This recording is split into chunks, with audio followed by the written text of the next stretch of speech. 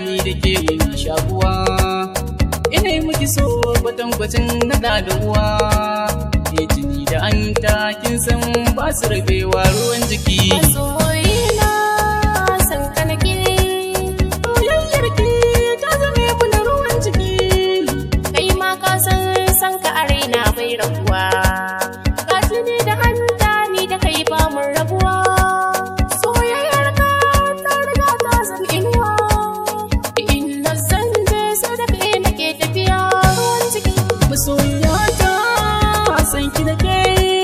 Soyayyar ka ta zame mini ruwan jiki. Masoyiyata ne da ke murayi a tare.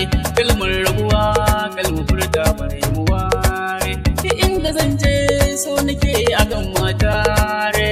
Koran mutuwa so nake mu tafa tare ruwan jiki. Masoyina san ka nake, Soyayyar ki ta zame mana ruwan jiki.